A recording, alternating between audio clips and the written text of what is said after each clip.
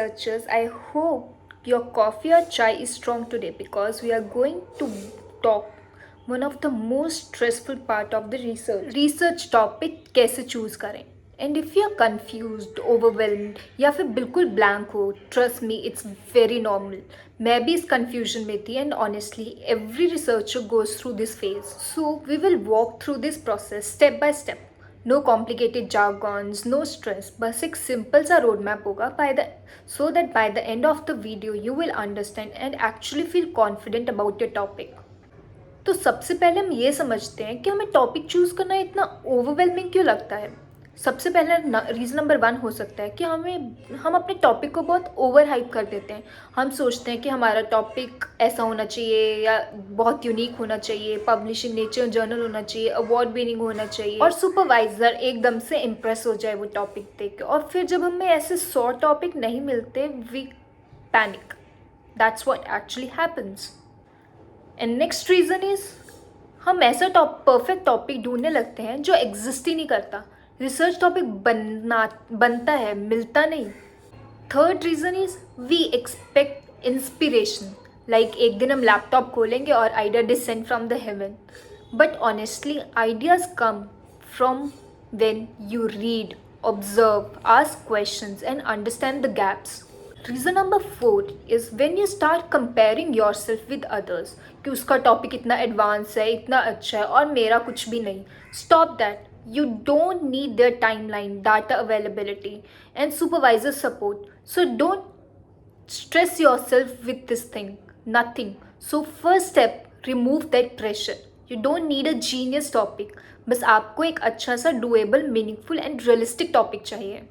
तो topic find करते वक्त हमें एक 3 सर्कल मेथड चाहिए. Circle number 1 which is your interest. और इंटरेस्ट का मतलब सिर्फ ये नहीं है कि वो आपको टॉपिक पसंद है.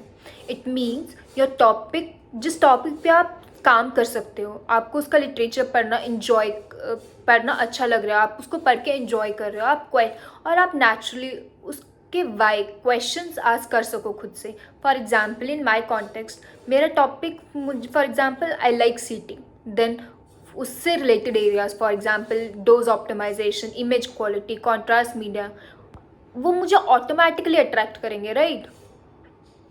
Similarly goes for you. What do you enjoy reading about? And you go behind about why of that.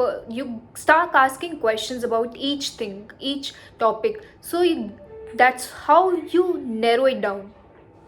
And why interest is important because उससे रिसर्च बर्नआउट सबसे जल्दी उन्हीं को होता है जो सिर्फ ये सोच के कर लेते हैं चलो कर लेते हैं वाले माइंडसेट से चूज़ करते हैं topic. Choose something which you genuinely want to explore. Next circle is feasibility. ये सबसे प्रैक्टिकल सर्कल है. इंटरेस्ट, जिसका फॉर एग्जांपल इंटरेस्ट हो सकता है एआई में, बट अगर आपके पास डाटा ही नहीं अवेलेबल होगा तो आप कुछ भी नहीं कर पाओगे, राइट. तो आस्क योरसेल्फ, डाटा मिलेगा, इक्विपमेंट अवेलेबल है, सुपरवाइजर सपोर्ट करेगा क्या नहीं, टाइम के अंदर हो जाएगा क्या नहीं, और एथिकल अप्रूवल मिलना ईजी है भी या नहीं. फॉर एग्जाम्पल लेट्स जस्ट से कि I am interested in FMRI, but लेकिन अगर हॉस्पिटल में FMRI स्कैनर ही नहीं होगा तो वो इंटरेस्ट थ्योरेटिकली हो जाएगा ना. How is it feasible for you. और let's just say that I want to do a research in South Indian population, but मैं रहती हूँ नॉर्थ इंडिया में, then how I am going to like follow the South India population. तो feasible ही नहीं है ना. So how it practically make sense. Third circle is research gap. और गैप का मतलब ये नहीं है कि पूरे वर्ल्ड में किसी ने नहीं किया वो कुछ भी वो टॉपिक, मैं भी फर्स्ट वन बनूंगा वो टॉपिक करने के लिए. गैप का मतलब होता है सैम्पल साइज छोटा था, उन्होंने ओनली 1 वेरिएबल लिया, मैं दूसरा वेरिएबल भी इंक्लूड करूँगी. इंडियन पॉपुलेशन में मिसिंग था, टेक्निक उनकी आउटडेटेड थी, या कॉन्फ्लिक्टिंग रिजल्ट्स हो रहे थे इसलिए, और या फिर सब ग्रुप एनालिसिस नहीं. So you are not discovering a new planet, you are adding a brick to the existing building. तो जहाँ आपका interest, feasibility and gap overlap करता है वही आपका टॉपिक होता है. That's the sweet spot. Now let's discuss a 5-step practical formula to find your research topic.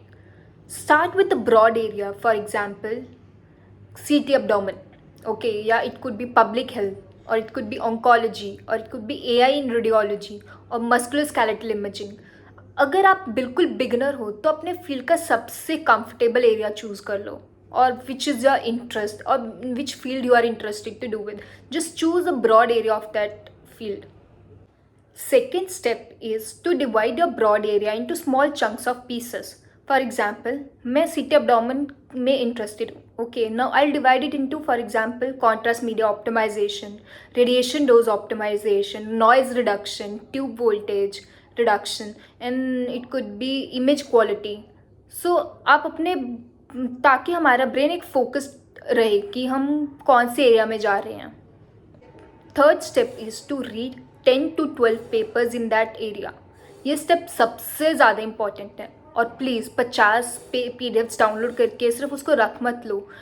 Read 10 to 12 at least latest papers in that area, जो उससे आपको पता चलेगा कि क्या लेटेस्ट ट्रेंड्स हैं, किस चीज़ पे ज़्यादा रिसर्च हो रही है, कहाँ पे गैप्स हैं, मेथडोलॉजिकल कैसे लिखते हैं. You will get the idea about it.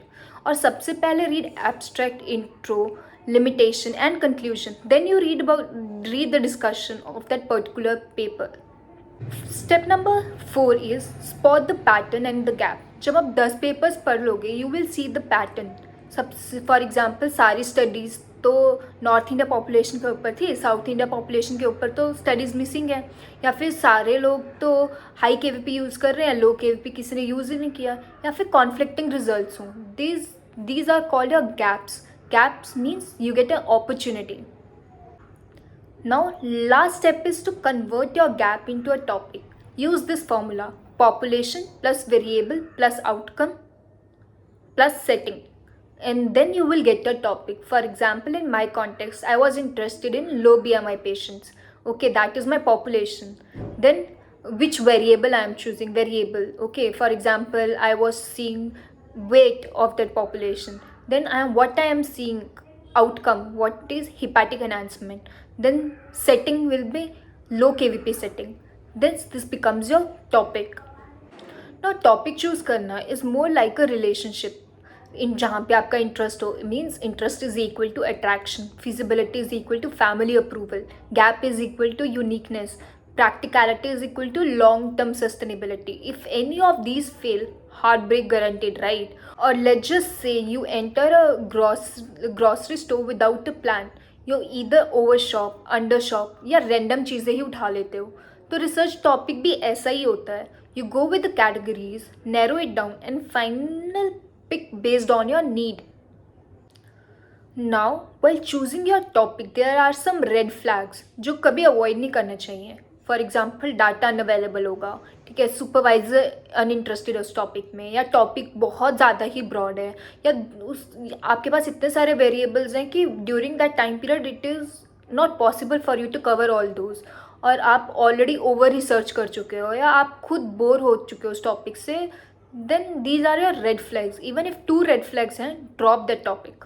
So before finalizing your topic, ask yourself कि मुझे इंटरेस्ट है या नहीं, डाटा अवेलेबल होगा, लिटरेचर गैप क्लियर है या नहीं, टाइम फ्रेम रियलिस्टिक है या नहीं, क्या वैल्यू ऐड होती है, क्या मैं टॉपिक को एक सिंपल लाइन में एक्सप्लेन कर सकती हूँ किसी को. So if yes for these questions, you are ready for your topic is ready. So yeah, choosing your research topic is not a scary monster. It is a step by step small process. अगर आप कामली approach करोगे तो आपको topic naturally मिल जाएगा. So if you want part 2 जिसमें real examples, weak topic का makeover और supervisor को पिच कैसे करते हैं, if you want that video, just let me know in the comment section. I'll make that too as well. Till then, take a deep breath and trust yourself. Bye. Happy research.